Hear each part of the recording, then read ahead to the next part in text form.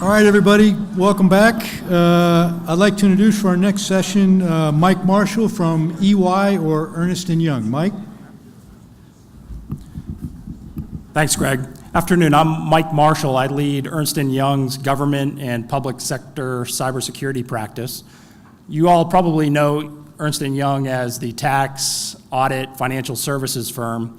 What you may not know is that we actually have 7,000 professionals across the globe providing cybersecurity services for commercial and federal government clients.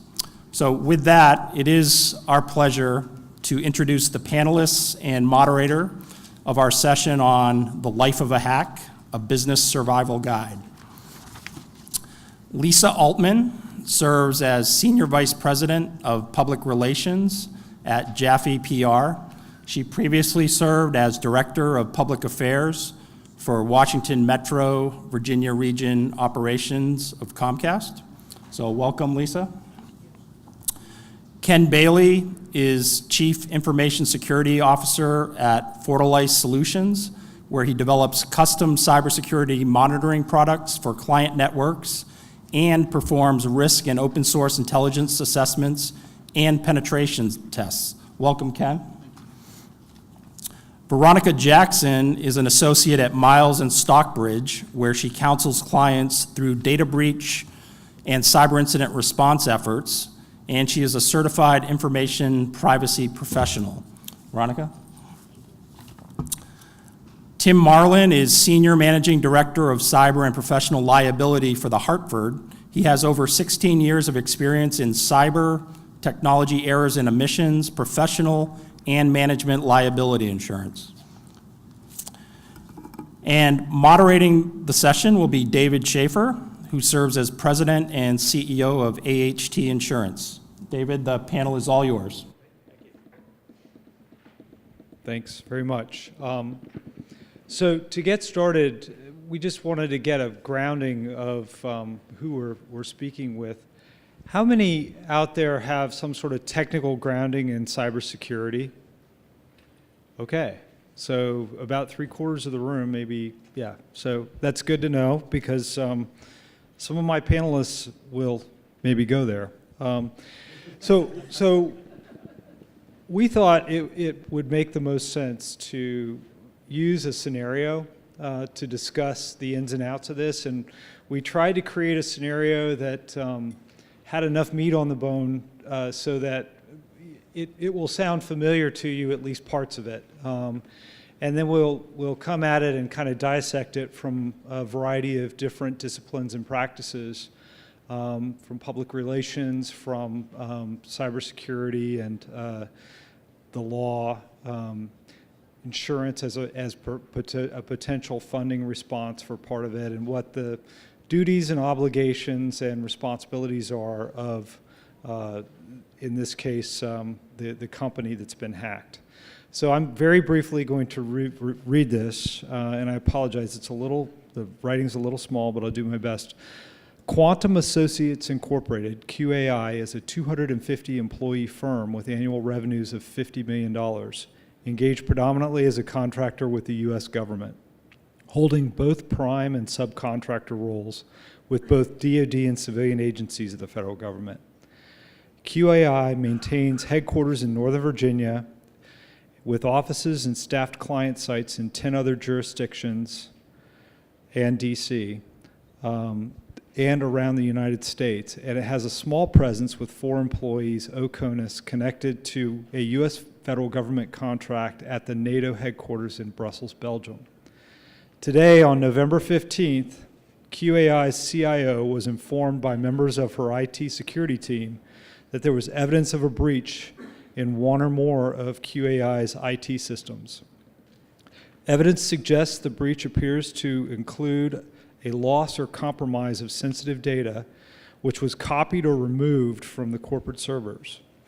This included at least 5,000 files, many with personally identifiable information, some corporate records and payroll information, including several years' worth of archived W-2s, and some protected health information related to specific current and former QAI employees and family members who participated in QAI's self-insured employee benefits health program.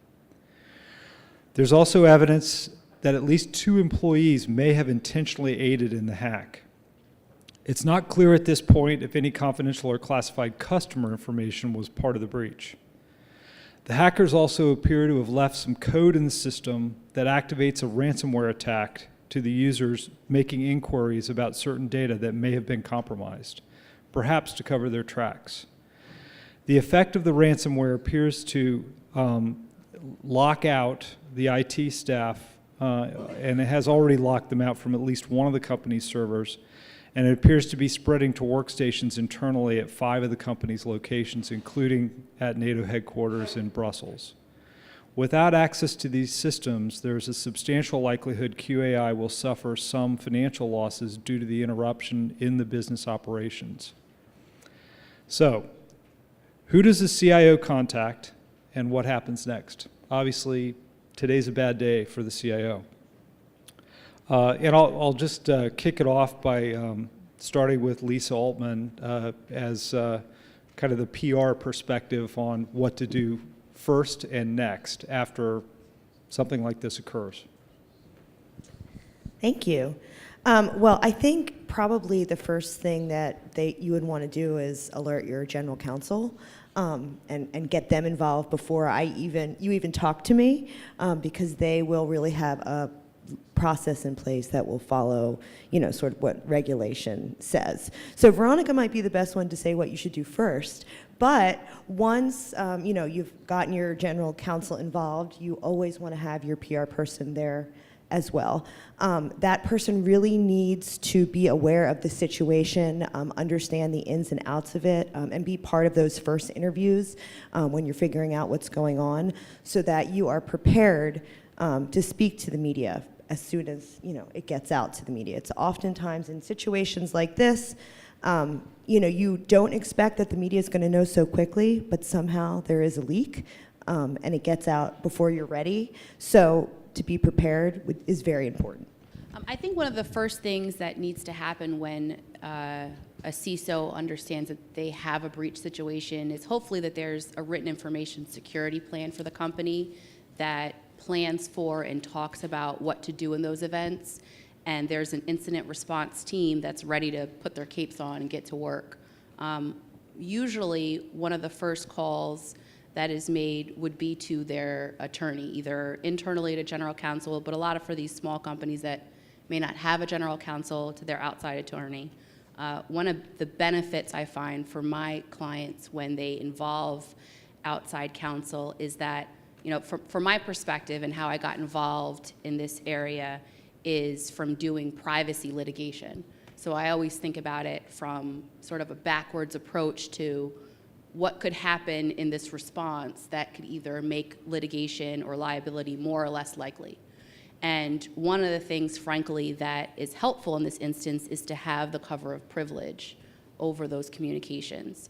And for anyone that may not be versed in the different kinds of privilege, there's attorney-client privilege, you talking to your lawyer, but then there's also attorney work product privilege, that is communication and work product either prepared by counsel, the threat of litigation, or prepared at the direction of counsel.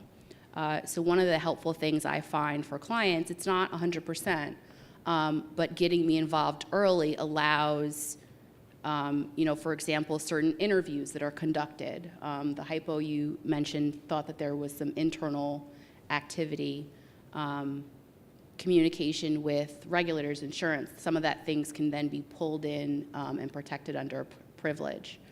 The next person who I would advise they call is their insurer to see if there's any insurance for quick response and not running afoul of any notice requirements. So I'll pass that on to Tim. Well, the beauty here of insurance is it does kind of bring all of these pieces together. And, when we think about cyber insurance, what we want to think about here is that it's not just writing a check. This isn't just after the accident has occurred, tell us what happened, and here's some money to get back on your feet. What we find and when we talk with folks is that so many of the folks in this room, your job is to stop the breach from happening. So when it does occur, this is new to you. Unfortunately, for me, it's not all that new for me. We have a lot of companies that will have losses. That's what we do, and we help out with this. The insurance piece is there to make sure and hold your hand as you go through this, both before any incident occurs, but also during and then afterwards, and helping put the right professionals in place so that you can, you might not have Veronica on retainer. Somebody might. But if you don't, we have a suite of folks that can do that. So as we're thinking about insurance, it's not just hey, the car is wrecked, what are we going to do now? It's, okay, this is a possibility. We might have a cyber incident. We might have a breach. So what can that carrier do, and what can they do both beforehand? So can they bring in folks like Veronica to help with doing incident response plans and data privacy plans? Can they bring in folks to help you with PCI compliance if that's an issue? Obviously, training is a huge issue. Right now, the folks in this room do a really good job at what they try to do from a cybersecurity perspective.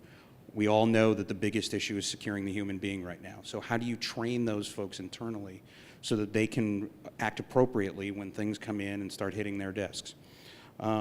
Security assessments. Having folks like Ken come in and looking at this and helping you. But how do you get access to the right people that do this on a day-to-day basis? But then also, once an incident occurs, incident response here, who do we bring in for forensics? Who are the right people to do this? Who tend to do well with this type of issue? Bringing in a breach coach, bringing in someone like Veronica, so the moment this happens, everything is covered by privilege. And you don't have to worry about that. Having the right PR folks involved so that when Krebs decides to put it out there on the internet the second day that, hey, they had a breach and you weren't ready to announce it, well, you've already got a PR person in place to be able to deal with that. And if you don't have somebody on call, that the carriers have the right people to do that. As well as notification and costs and having call centers and having the right relationships there. So even if it's a minor issue, it's going to cost you less than what you would have before. And then the final piece is afterwards, looking for a carrier that's going to be able to stand there by you afterwards.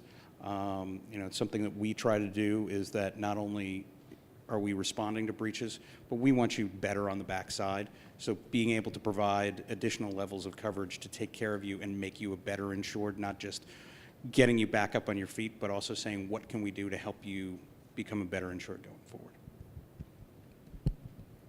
Great. Thank you, Tim.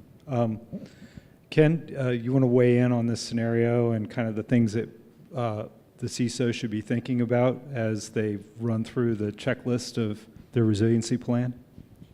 Yeah, sure. So, some of the things that popped to my mind, I think, Veronica, you touched on it, an incident response plan, right?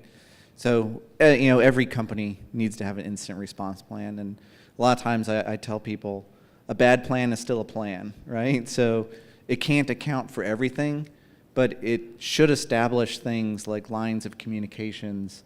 The worst thing that can happen in a lot of these situations is nobody knows who's reporting to who and what frequency. So you have, the general counsel's office and HR all calling down to like the IT admins trying to get a status update.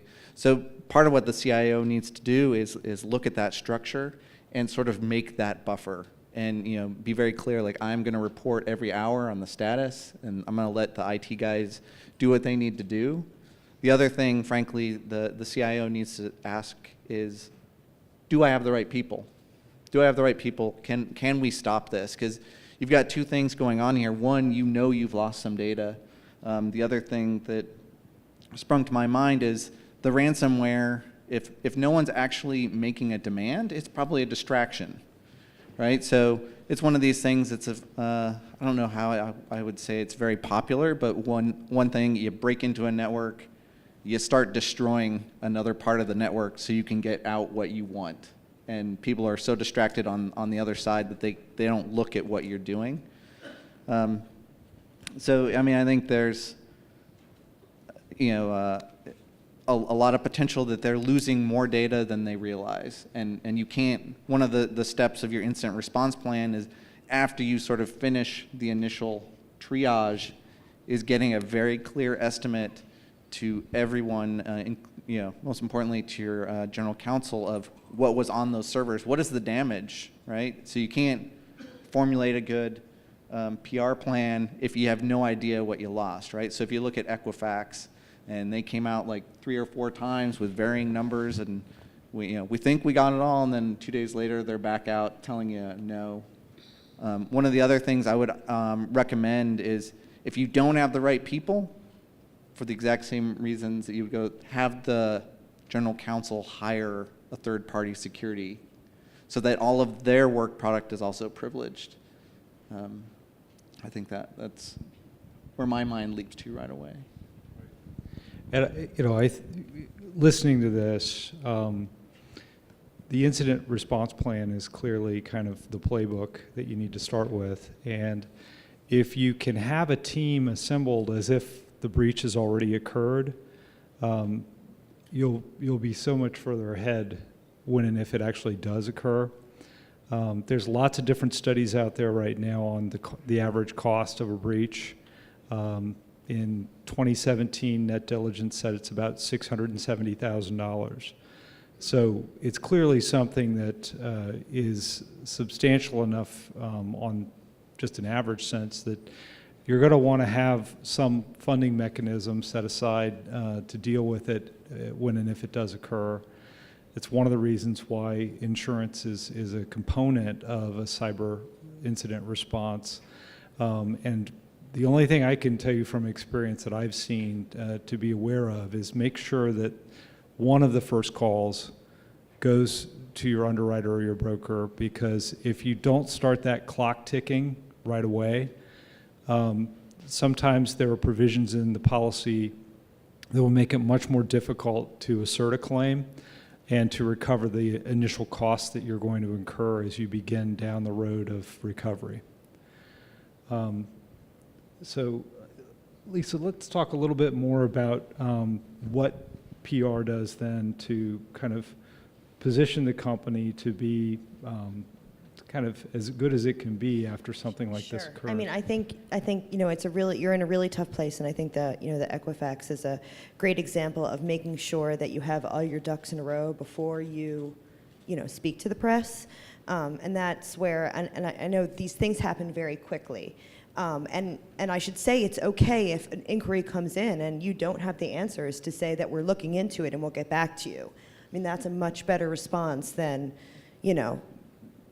kind of cooking the numbers or, just guesstimating, or, you're better off saying I'll get back to you than just giving out whatever information you have. So I would say, right off the bat, your PR person, your media relations person needs to be in the know. Don't hold back the information from them because you think they don't want to hear it. They need to know what's going on, and together work with them to identify. And this is something that can be done ahead of time in preparation for something like this happening. Is identify who is going to be the spokesperson.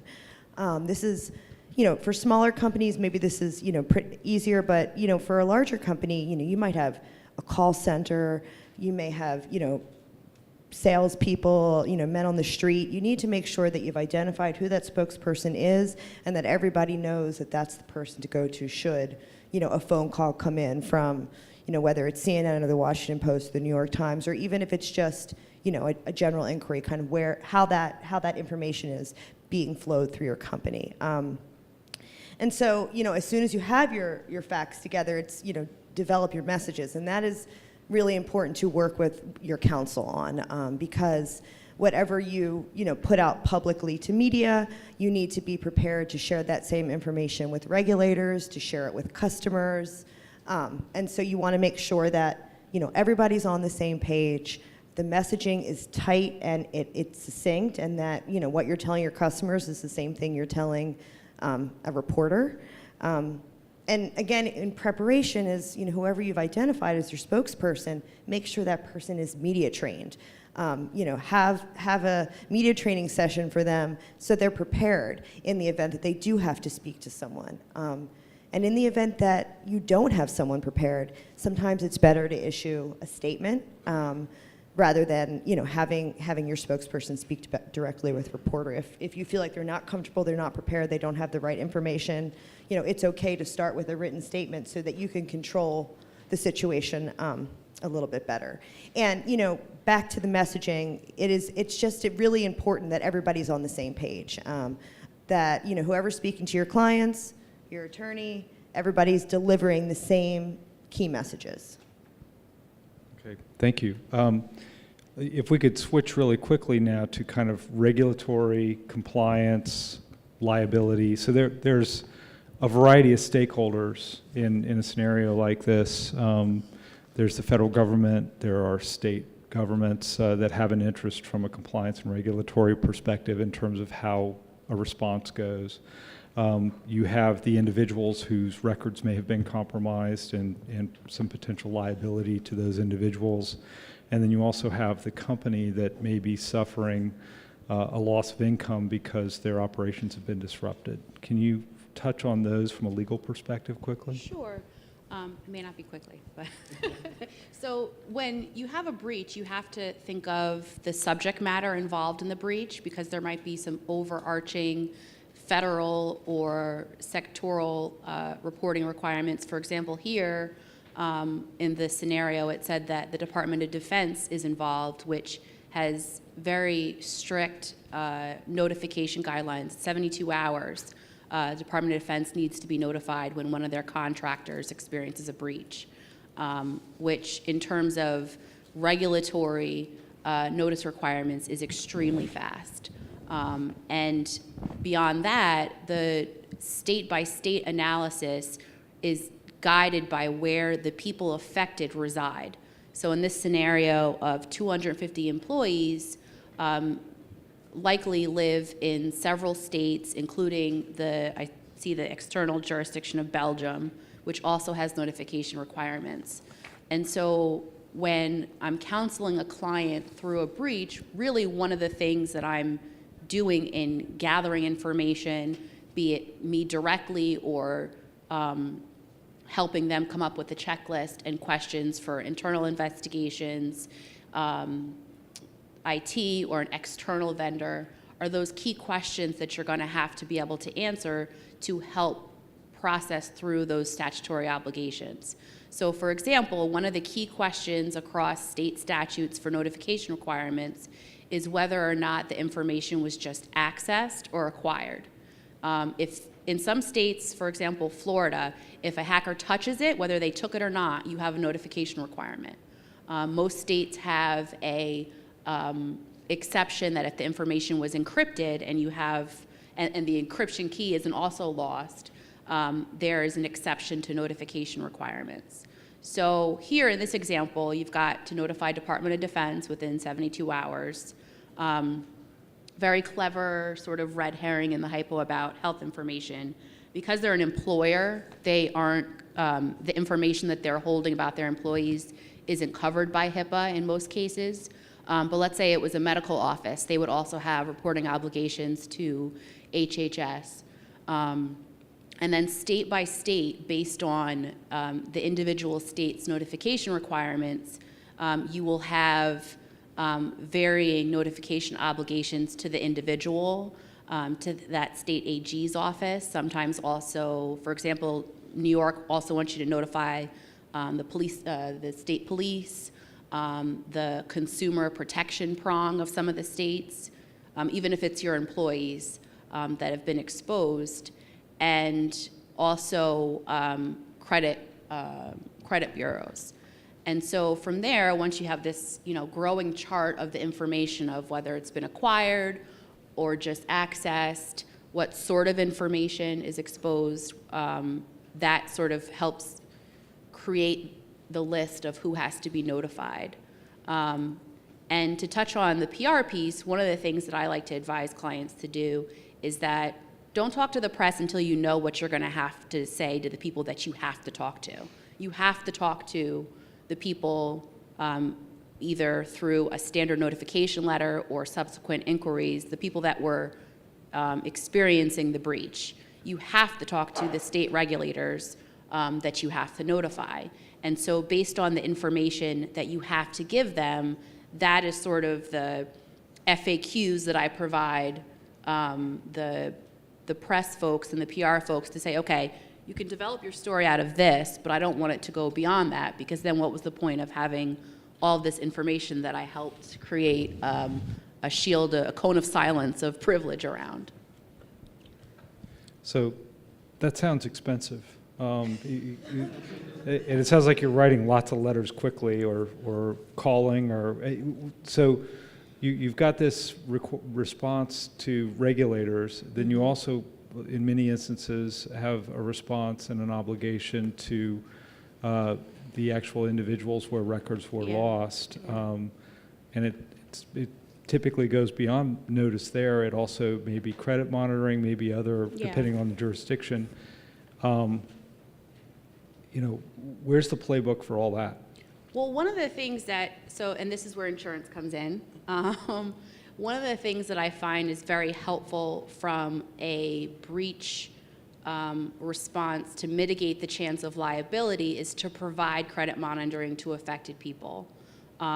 If it's not one of those types of breaches that involves information that you can't protect, like say biometric data, like you can't get credit monitoring for your fingerprint, but if it's the run-of-the-mill social security number, credit card number, it's both helpful for the company suffering the breach to provide that information, because the case law is developing and it's murky, but one of the things that it's not an absolute defense, but in order for someone to be able to sue someone for being a victim of a data breach, they actually have to show a cognizable injury. And providing that sort of protection to both, one of the services that I recommend clients provide is tri-bureau credit monitoring. So it's TransUnion, Equifax, Experian, and they are monitoring that person's credit, but also credit repair services.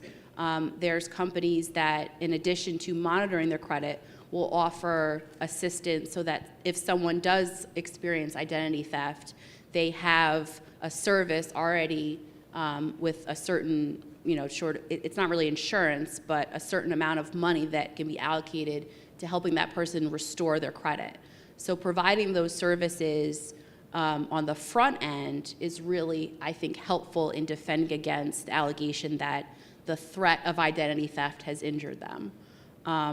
But as far as the expense of the notification, most states have very similar requirements for what the letter is in. So typically if I have a breach that spans 40 states, I usually have a letter that can be sent to all the states, modeling California because they're really picky, and then Massachusetts letter, because Massachusetts is one of those funky states that says, I don't want you to tell them what happened in the breach. So of course, the other states that require you to explain what happened, you can't send that letter to Massachusetts.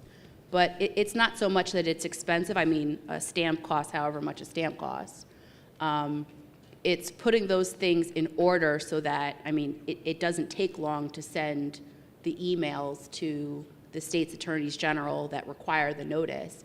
It's just not making the mistake of over-reporting, reporting to people that you don't have to report to, because everyone you report to can then send an inquiry.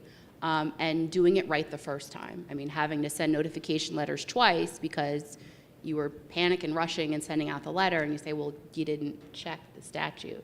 So I think cutting once can cut down on cost, and finding ways so that you have, I don't want to say a form letter, but avoiding having to, someone's not handwriting a letter to each individual person. You got mail merges, things like that. If I could just hop in on notification, one thing that people in the United States are not focused on a lot is European data privacy laws. There is, although it wouldn't apply here, the EU is changing their laws and their notifications, and effective in May, they have very strict notification laws for any EU citizens' data that gets lost, with a lot of penalties. So even if you had no breach within the EU, if you had employed EU citizens, you're still required to notify the EU or face some pretty high penalties. So just the three responses here, just sort of for me, really do underscore, whether there's insurance or not, like the key thing early on is making sure you have the right professionals in place to deal with this. Having somebody like Lisa or Veronica or Ken coming in on day one, as opposed to going to the counsel that you may have on retainer right now, who's your M&A attorney and who's a fantastic attorney or fantastic law firm. But you don't want them getting up to speed or having a first-year associate billing to review these 47 state breach notification standards when the right professional can come in and help you on day one. David, you'd make a great law professor considering the facts pattern you put together here. But as you look through it here, it's the regulatory exposure, having the right person to deal with the regulators, having the right person to negotiate. We've got a ransomware scenario here. So having the right forensics in to see, okay, this malware that's on there, is it actually encrypting? Can we get the data back? Can we get it back right away? Is it worth it to negotiate? Who's going to talk to law enforcement? Is that going to be us right now? Is that going to be... Having the right people in day one can make all the difference in the world, because you're right, David, when you said this can be expensive. I think every year we see the costs of breaches and people put out information out there about it. One of the things that's always interesting to look at is often they'll pull out one or two because there are very small breaches that become very, very expensive. And often that's because the wrong professionals were brought in and people do the wrong thing. Trying to do the right thing by saying, hey, we're going to provide credit monitoring or we're going to provide notification costs when they didn't have to, or that we were going to notify all of these people when ultimately forensics came in and said there's just a small amount of information that was released. Having the right professionals in day one to help you deal with an unfamiliar scenario makes all the difference in the world. And that's whether there's insurance there or not to pay for it. Ken, from a forensics perspective on this, what would your recommendations be on a triage basis? And then, if you could step back a day, what should this company have done to mitigate this scenario further? So when it comes to forensics, preserving data is key. A lot of what happens is people get really excited, right? And they want to make a big difference, and they trample over whatever evidence you may find. Like, let's start rebooting computers, or, let me get in there and try something. So you have like 5 people working on a server. When you finally bring in a forensics guy and he's got to write down, like, well, who did what? And they're like, well, I think I did this. So you lose a lot of value. Obviously you don't want to keep an attack ongoing, but things like you can disconnect the computer from the network. That'll stop the pain. You don't necessarily need to reboot it, because there's a lot of things that are memory resident and you'll lose access to it. So you want to preserve that data so that you can actually come in later and get the answer that you're talking about. Like, it was just one person, right? We lost one person's data, and in the meantime, you told PR, it was like everybody, right? So, they're out there telling the press, oh, we lost everything, when it wasn't as bad. You can't really ever take a step back and go back. You're like, oh, sorry, it was just Tim, right? No one's ever going to believe that. So once the cat's out of the bag, you've sort of stuck yourself with that cost, and then the insurance might have something to tell you about that. If I could take a step back, I would, going back to the incident response plan, this is like a great scenario. You have to exercise that plan. And what I tell a lot of people is you got to get all the right groups in your company together. And if your incident response plan says, I'm going to bring in outside counsel to help this, they need to be there too. So if you set up a scenario, or you bring in another company to help run a tabletop, you can start answering some of these questions like, oh, I am in like 6 states. What do I need? What are their notification laws? And you can, in a very safe environment, figure that out.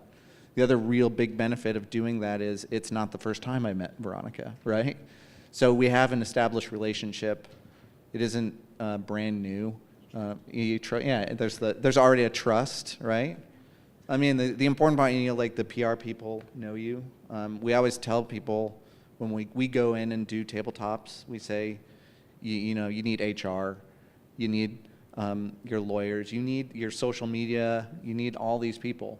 They're not going to spend, like they won't necessarily be involved throughout the whole thing, but you don't want it to be the first time you've brought these subjects up to them. Okay. I would like to leave a little time for some interaction with you all. Is there anything else the panel would like to bring up about the scenario, or we maybe has them? Go ahead. You forgot to talk about law enforcement. So one of the things that is very crucial, I never, ever, ever, ever, ever, ever, ever want to have to send out a notice to a customer because, you put yourself in that situation. How many of you guys have gotten a data breach notice letter that your information's lost? You just want to be able to know, you read it, and what are you reading for? Is it over? Do I need to worry about this? One of the things that's a huge red flag, I think, for consumers, or even in this case, employees, is to not see that law enforcement was called. So yes, law enforcement is very likely to not care about your breach. Yes, law enforcement is very not likely to come in, like Law and Order, and start, fingerprinting your computer. But you need to be able to tell your people that you have to notify that you contacted them. In this situation, a lot of breaches that I work with, the FBI, there's literally a form on the internet. It's not expensive. There's a form on the internet where you can submit a report. And then the FBI might call you and say, this has the blueprint of, or the fingerprints of a hacker that we are well aware of. And so notifying law enforcement, I think, is a key step. It's not the first call I make, because sometimes they'll have questions that I can't answer, but I certainly don't ever want to have a PR person or a notification letter going out without being able to say that I've called law enforcement. I mean, if I could just jump in again, U.S. CERT through DHS has a lot of ability to reach out to multiple law enforcement agencies for you.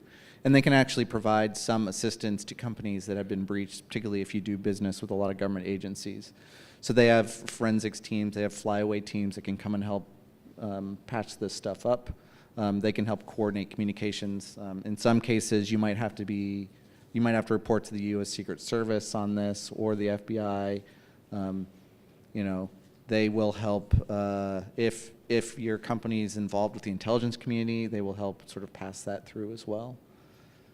The other thing that sort of popped into my head was when you were looking to hire an outside company to come and do some forensics for you, if they don't ask you where you think this is going, i.e., are you going to go to prosecution? They're probably not the right company for you, right? So you want to know when you're hiring these people, whether I'm not sure, but I might want to go to I might want to prosecute these, have some charges on these two employees, or if you think there's some other responsibility, like the forensics people are going to need to testify, because it makes a big difference. The company, the people that they send to you need to be all prepared to provide the right evidence to help support you. Okay. We have about 10 minutes left, and we certainly would appreciate an opportunity to answer any questions or comments that you all may have regarding the scenario. Do we have another mic? I can walk around. Okay, great. I have a teacher voice. This is directed toward the insurance part. What does moral hazard look like in your world of cyber and insurance? So, moral hazard for us, I don't worry about it as much in the cyberspace. The threats are coming in from the outside. Now, the tough part is I'm trying to ensure an affirmative threat actor coming in, and those threats are always changing, which makes it tough. I'm not worried as much about somebody buying insurance and saying, well, I don't have to worry about security because now I've got an insurance backstop, that moral hazard type issue. I think, you talk to Lisa, the damage, insurance only provides so much, and we can provide coverage for loss of business income, and we can provide, coverage for that liability that's coming in. but the reputational damage to a company is so great usually when these things happen that, yeah, we can help maintain your balance sheet, but it's not worth it to just ignore your cybersecurity just because you have insurance. Having said that, in this scenario, there are, it sounds like, 2 employees that may be aided and abetted in the hack. They would not be covered for liability. The insurance company may respond to a liability claim by those that were harmed or allegedly harmed, but they're not going to provide liability coverage for those that aided in the attack. So there's a recognition there of of someone that did something wrong even inside the firm. But to the extent that senior management is unaware and not involved, the entity itself, as well as the innocent employees, will all make sure that there's coverage there. So, I don't have a teacher voice, sorry. So some of the speakers this morning were talking about how the NIST cybersecurity framework is starting to be adopted as kind of a de minimis standard for security, at least in the private sector. FedGov, where I've come from, has had stuff like that for a long time, and it's been painful, but useful in some cases. My question is to insurance again. Is insurance as a group that does cyber insurance, different companies, are you guys working together or considering trying to put together de minimis standards to even get cyber insurance in the first place as a way to raise the bar for cybersecurity across all private sector organizations? Because that's one of the hard things I've seen so far is, one group may say, well, I do COBIT, and one group says, well, I do ISO. One group says, well, I do NIST cybersecurity framework. At the end of the day, it's all goodness, but it's not equivalent necessarily across the board. And so is anybody looking at that? Because I don't think we're ever going to see that out of legislation from Congress, because there are just too many groups with lots of money to throw at that discussion and influence it. So I guess my question, is, are you guys looking at some way for the insurance industry to serve as a benchmark creator for cybersecurity? well, we are looking at it, and I mean, I think I can only speak for what our company is doing, but we have built our underwriting framework around NIST, and we feel it's powerful mainly because in so many ways it is a framework and it is peer-based, so you can actually look at what you're doing relative to your peers as opposed to meeting a certain level of standards, which might not be appropriate for one size company versus another. But the industry in general is looking to have more uniform standards around it. I know that we do have, when we underwrite accounts, there are certain things that we require our insureds to have. We do look at risk through sort of a NIST framework. We look at how our insureds are identifying their assets, how they're protecting those assets, how they identify threats coming in, and how they respond to them. But what I'll tell you is it is tough. Every person who works for a different company in this room, every one of those risks is slightly different.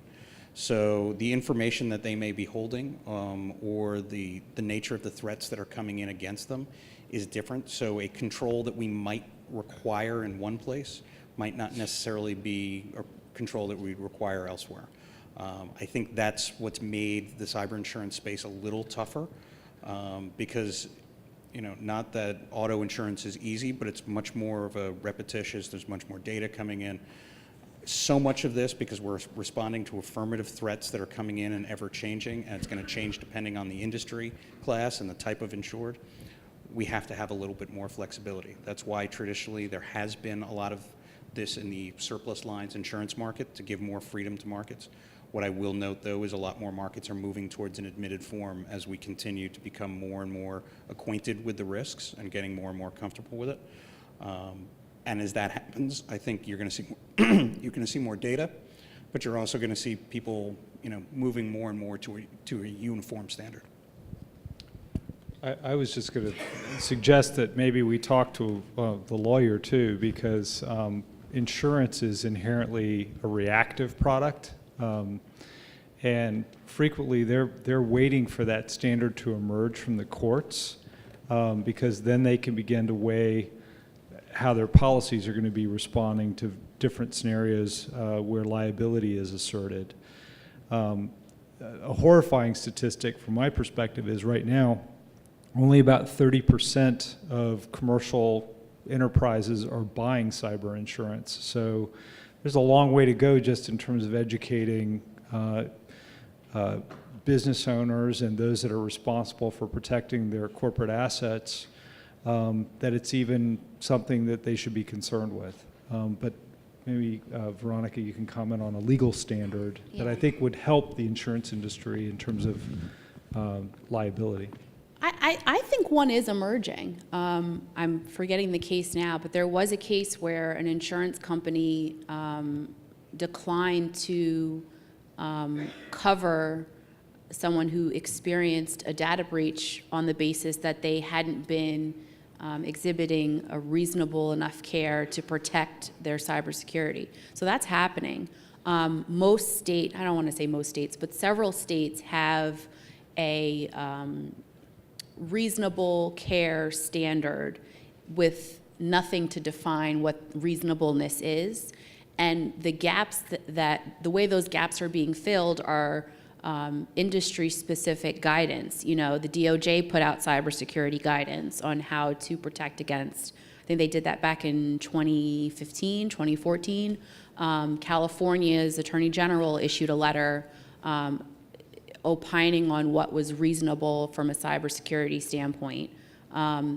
Anything that has more sectoral regulation, like healthcare, I think it was FINRA or one of the finance regulators put out a guidance on what they should be doing for cybersecurity and social media.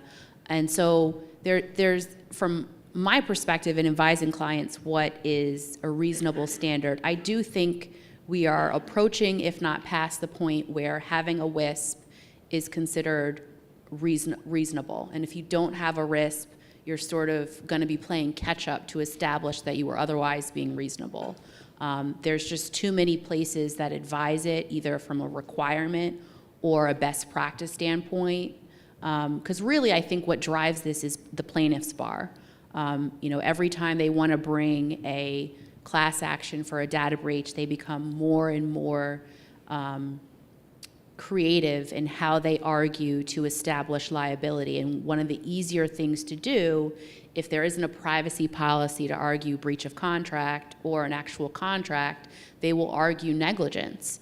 And it's very easy to say, you know, I mean, they could put up a news article. You know, if Walmart gets breached tomorrow and there's a class action for those people, I guarantee evidence is going to be, well, your competitor had a breach. Didn't you learn from those mistakes and start correcting your gaps that way? So I think the standard is, you know, your closest neighbor that's had a breach and what they have then done to protect against it. Anybody else? Okay.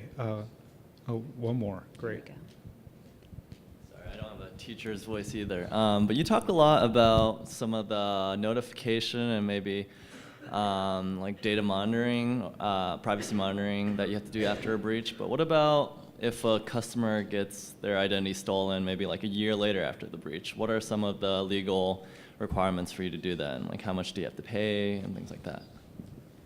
Do you mean how long the coverage should last? Yeah, just what are some of the liabilities for a company post-breach?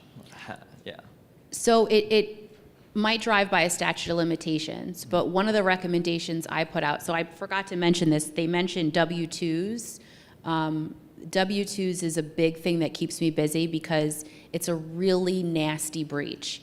Literally within 24 hours after a W-2 breach, those affected people are going to experience that someone has already tried to file their tax returns for them. And who wants to have to go file it in paper and, you know, call the IRS?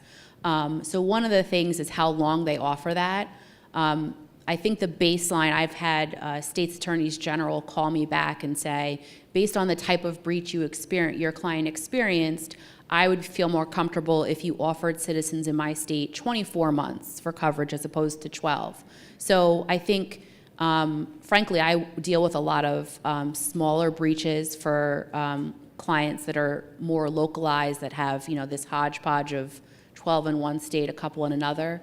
And frankly, the companies that offer these services have contract minimums. So you actually want to build as much in there as possible to get the most for your money. So I don't think it's that much more expensive for a company to offer 24 months or 36 months or have a set of services available for dependents or spouses if they so request. So I think as far as a liability perspective, that person would have to sue. But on the front end, regulators, specifically attorneys generals, are looking at that sort of thing to try and pressure companies to offer more protection on the front end. Well, we are out of time. I'd like to thank the panel for your insight today. I think the takeaway here is make sure you've got an incident response plan that's up to date and that you've actually tested it and are committed to continue testing it in order to have some assurance that when and if a breach does occur in your life, you'll be prepared to deal with it effectively. Thank you very much. Thank you.